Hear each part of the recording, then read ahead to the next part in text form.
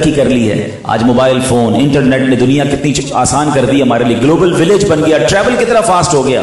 صبح بندہ کہیں ہوتا ہے, شام کہیں ہوتا ہے. اور یہ سب چیزیں دیکھ کر ہو سکتا ہے آج کا کوئی سائنس کا دیوانہ کھڑا ہو اور کہے کہ جناب ہر دور کے لوگوں کی عقلوں کے مطابق اور ان سے اوپر لیول کا معجزہ جو ہے اللہ نے انبیاء کو عطا کیا. تو بتائیے سائنس کی اتنی ترقی, اب تو چاند پہ انسان جا رہے ہیں اور اس کی آگے کی باتیں ہو رہی ہیں, مریخ پر اور بلیک ہول اور پتہ نہیں کیا کیا باتیں ہو رہی ہیں. تو بتائیں کہ نبی پاک علیہ الصلوۃ والسلام جو اس دور کے بھی نبی ہیں, تو کوئی ایسا معجزہ ہے جو سائنس کو جواب دے سکے؟ ایسا کوئی میریکل ہے؟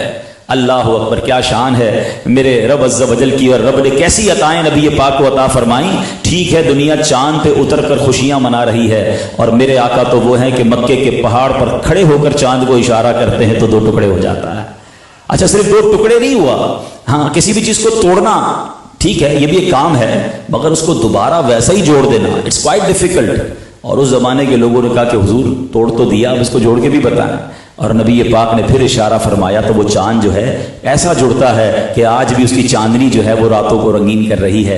اللہ اکبر, یہ شان ہے جناب رسول اللہ صلی اللہ علیہ وسلم کی کہ چاند پر جانا اور ہے اور زمین پر کھڑے ہو کر چاند پر کنٹرول ہونا اور ہے. سبحان اللہ, چاند سے آگے کی جناب باتیں ہو رہی ہیں. ہو سکتا ہے کوئی کاؤنٹر کرے, ٹھیک ہے چاند سے بھی تو آگے کی باتیں ہو رہی ہیں. سورج کے اس مدار کے اندر جانے کی بات ہو رہی ہے, سورج کے مدار پر پہنچنا اور ہے اور سورج کی رفتار کو روک دینا اور ہے. صرف روکنا نہیں بلکہ جناب رسول اللہ وہ ہیں صلی اللہ علیہ وسلم, جب مولا علی کی نماز جا رہی ہے, مقام صحبہ ہے اور دعا فرماتے ہیں تو وہ سورج جو غروب ہو چکا ہے. ارے دنیا نے آج تک یہی دیکھا ہے کہ مغرب کے بعد عشاء کا وقت ہوتا ہے, مگر وہ کیسا دن تھا کہ مغرب کا وقت شروع ہونے کے بعد پھر عصر کا وقت ہوتا ہے, پھر سورج واپس پلٹتا ہے اور مولا علی نماز ادا کرتے ہیں.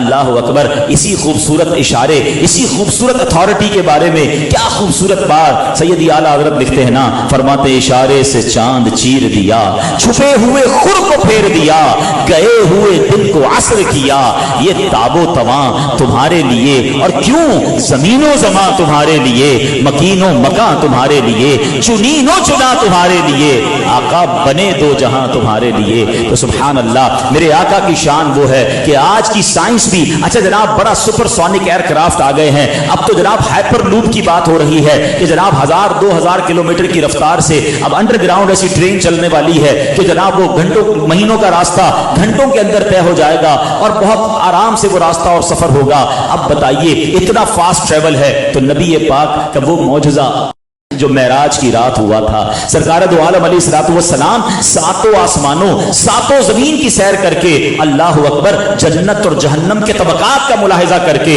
رب کی بارگاہ میں کئی بار حاضری دے کر, اور ہاں بیت المقدس میں انبیاء کی امامت کر کے واپس آ جاتے ہیں. اور جس بستر مبارک سے اٹھ کر جاتے ہیں بستر اب بھی گرم ہے, جس دروازہ مبارک کو کھول کر جاتے ہیں وہ کنڈی اب بھی ہل رہی ہے.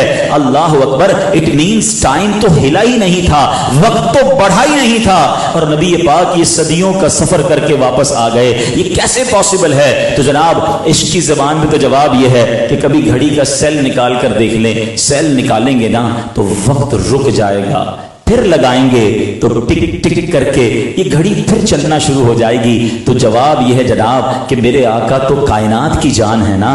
ارے جان ہی چلی گئی تھی تو کائنات رک گئی تھی, نبی پاک واپس آئے تو وقت نے پھر چلنا شروع کر دیا. اور یہی بات سیدی اعلیٰ حضرت لکھتے ہیں نا کہ وہ جو نہ تھے تو کچھ نہ تھا, وہ جو نہ ہو تو کچھ نہ ہو, جان ہے وہ جہان کی, جان ہے تو جہان ہے. سبحان اللہ, یہ شان ہے میرے آقا صلی اللہ تعالی علیہ وسلم کی.